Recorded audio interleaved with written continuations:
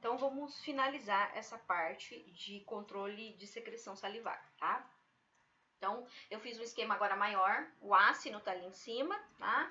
Que vai produzir todo o conjunto da saliva, componente aquoso, os íons, componente proteico, incluindo a alfa-amilase, ela tá vindo aqui junto com tudo. E esse componente, que eu chamo de primário, vai passar por aqui, tá? Então, tá passando pelos ductos. E aí eu mencionei para vocês que existe uma modificação, que esta saliva inicial, que é chamada de primária, será modificada pelas células epiteliais ductais e vai gerar uma saliva que eu vou chamar aqui de secundária. Qual componente será modificado? Não é o componente proteico. O que será modificado é exclusivamente o componente iônico, ou seja, eu vou modificar a quantidade de íons. Em especial, eu vou modificar a quantidade de sódio e cloro e vou adicionar bicarbonato e potássio. E é isso que eu vou tentar explicar. Então, esta solução aqui inicial, esta mistura, ela era isotônica. Então, ela tinha a mesma osmolaridade, incluindo concentrações similares de sódio, de cloro, de bicarbonato, igual ao meu plasma. Por isso eu chamo de igual, isotônico. A secreção primária é isotônica. Aí eu disse que quando passar no ducto e vai ser modificada, ela vai ficar hipotônica. Quer dizer, eu vou retirar alguns elementos que vão tornar a osmolaridade da minha saliva menor que o meu plasma. Como é que isso vai acontecer de uma forma simplificada? Tá? Então, imaginem que eu ampliei uma célula epitelial ductal, todas elas têm essa habilidade, tá? Eu só estou simplificando para a gente entender. E imaginem que aqui na porção apical existam inseridos proteínas de transporte, que no nosso caso importam bastante trocadores. Trocadores são proteínas que normalmente fazem um antiporte, quer dizer, trocam elementos, um entra e o outro sai ou vice-versa. Então, existem proteínas de transporte na região apical, voltada para a luz do ducto das células epiteliais, e essas proteínas de transporte são trocadores iônicos, tá? E eles vão trocar alguns íons, e isso vai modificar a osmolaridade da saliva. Então, eu tenho aqui em preto, tá? Eu desenhei um trocador chamado cloro bicarbonato. Percebam o que esse trocador faz. Ele pega um cloro aqui, então o cloro veio aqui, é um íon que estava vindo aqui, vai pegar esse cloro, vai jogar para dentro da célula, para o citosol da célula epitelial e vai fornecer em troca um bicarbonato, tá? Então, trocador cloro, bicarbonato. Pega cloro, estou retirando o cloro da saliva e estou adicionando bicarbonato, correto?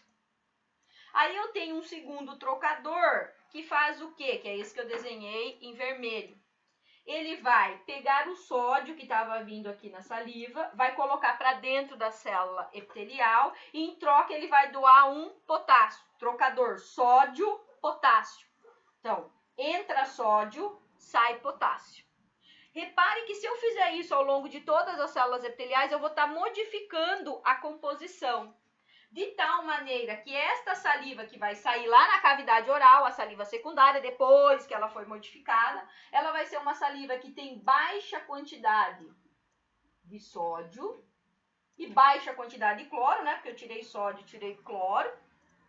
E vai ter maior quantidade de bicarbonato e maior quantidade de potássio, certo? Então, a saliva que desemboca na cavidade oral, uma saliva hipotônica, em especial, porque eu retiro esses dois componentes, que são componentes importantes da tonicidade. Então, eu diminui sódio e cloro e, ao mesmo tempo, eu aumentei bicarbonato.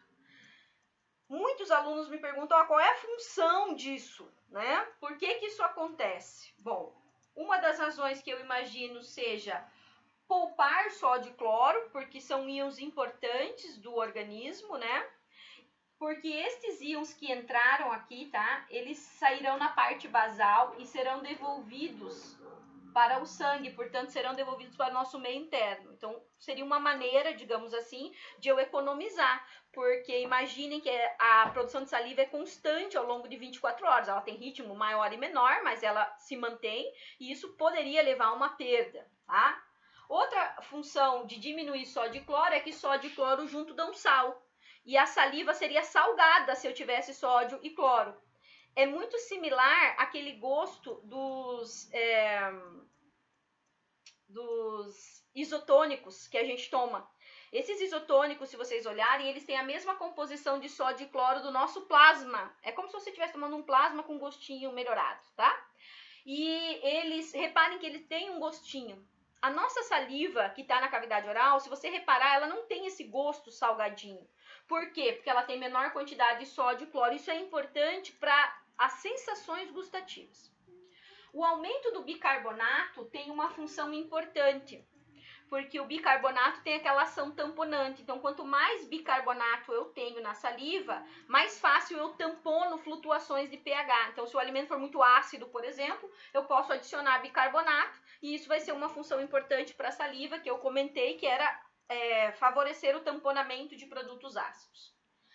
Agora, essa elevação do potássio, ela não é tão significativa quanto o bicarbonato e não existe, pelo menos que eu conheça, uma função específica para o potássio. Embora eu acredito que deva haver, mas até o momento ninguém assim especificamente se dedicou a investigar por que é que esse potássio poderia estar levemente elevado na secreção salivar. De qualquer modo, este é o processo básico que garante, então, a transformação de uma saliva que começou no ácido isotônico, que vai passar pelos ductos e vai ser transformada numa solução hipotônica. Então, quem transforma são mecanismos de transporte existentes nas microvilosidades das células epiteliais. Esses mecanismos de transporte são principalmente dois mecanismos de transporte. O cotransporte cloro-bicarbonato, que retira cloro da saliva e devolve ao nosso plasma, ao nosso sangue, e ao mesmo tempo adiciona bicarbonato. Então, com isso, eu reduzo o cloro e aumento o bicarbonato. E um trocador sódio-potássio, que retira sódio, reduzindo a quantidade de sódio, e adiciona o potássio, certo? E isso explica por que a composição iônica da saliva que desemboca na cavidade oral, ela é diferente daquela saliva que foi produzida inicialmente no ácido. A magnitude dessas mudanças vai depender do fluxo salivar, tá? O fluxo, a velocidade com que eu produzo saliva pode determinar a magnitude dessas trocas, tá? E aí pode influenciar um pouco, mas de um modo geral é isso que acontece, certo? Bom, o que mais nós precisamos saber? As glândulas salivares, elas recebem inervação do sistema nervoso autonômico. As glândulas salivares recebem inervação do sistema nervoso simpático e do sistema nervoso parasimpático. Então, o controle da secreção salivar é um controle, na sua grande parte, autonômico. Então, inconsciente e involuntário, é um mecanismo reflexo, né? Porque a sede desse controle são os núcleos salivatórios. Os núcleos salivatórios estão no tronco encefálico e eles encaminham as suas eferências, as suas ações, lá para as glândulas salivares via sistema nervoso simpático e sistema nervoso parasimpático. Então, o controle autonômico, não é você que precisa coordenar isso conscientemente, tá? A sede do controle é o tronco encefálico, os núcleos salivatórios, que têm conexão com o sistema nervoso autonômico e podem modular a atividade simpática e a parasimpática. Lembrem que o principal neurotransmissor liberado pelos terminais pós-ganglionares simpáticos é a norepinefrina, e o tipo de receptor que isso age preferencialmente é o receptor do subtipo beta, que é um receptor de membrana específico para a norepinefrina. Nós temos no parasimpático, o principal neurotransmissor é a acetilcolina, e o principal receptor para acetilcolina é o receptor muscarínico. Tá? Em relação de importância, sem sombra de dúvidas, a acetilcolina, agindo via receptores muscarínicos, é o neurotransmissor autonômico mais importante. Na presença de acetilcolina, eu tenho um aumento tanto do componente aquoso quanto do componente proteico, tenho um aumento do fluxo sanguíneo para a glândula, inclusive eu tenho condições de estimular o crescimento da glândula. Então, a acetilcolina é um importante regulador da proliferação, do crescimento, do fluxo sanguíneo e da secreção salivar como um todo. Tá? Então, a acetilcolina é bastante importante nesse sentido. Como que é feito esse controle? Então, quando nós estamos em condições basais, eu digo assim, não estamos nos alimentando, existe um fluxo basal contínuo de saliva que vai sendo produzido constantemente, tá? Quando que existe um aumento da produção salivar? Em duas situações. Quando eu ver o alimento, né? Então, eu ver o alimento, ou eu sentir o odor de um alimento, ou eu lembrar de um alimento, todos esses processos podem acionar os núcleos salivatórios e iniciar, estimular a liberação de acetilcolina e aumentar aí a produção salivar. Se eu não fizer a ingestão do alimento, esta secreção disparada pelo pensamento, pela memória, ou pela imagem, ou pelo olfato, ela vai reduzir naturalmente. Agora, se além de ver ou de sentir o olfato do alimento, eu vou consumir o alimento, a presença do alimento na boca vai estimular neurônios da cavidade oral, neurônios que são mecanosensores, termosensores e os próprios neurônios da papila gustativa. Isso vai gerar sinais aferentes, sinais que saem da cavidade oral e vão ao núcleo salivatório no tronco encefálico. Tá? Lembrem que a série é tronco encefálico. E vão lá aumentar muito a atividade desses neurônios. Esses neurônios, por sua vez, vão acionar os ramos autonômicos e os ramos autonômicos vão responder, jogando tanto a norepinefrina quanto a acetilcolina. Inicialmente, a secreção salivar é estimulada por ambos, tanto pelo simpático como pelo parasimpático, numa ação que nós chamamos de sinergista. Então, sempre que se inicia a produção salivar, a ação autonômica dos ramos simpático e parasimpático é sinergista, porque ambos os sistemas, a norepinefrina do simpático e a acetilcolina do parasimpático, são potencializadores dessa secreção, tá? Existe uma diferença básica entre a ação parasimpática e simpática. Essa diferença básica, ela vai se dar em situações preferencialmente de estresse. Então, quando eu estou em situações de estresse, em situações de ansiedade, vocês já devem saber que é um predomínio da ação simpática, ele fica muito maior. Nessa situação, se vocês repararem, a boca ela fica seca, né?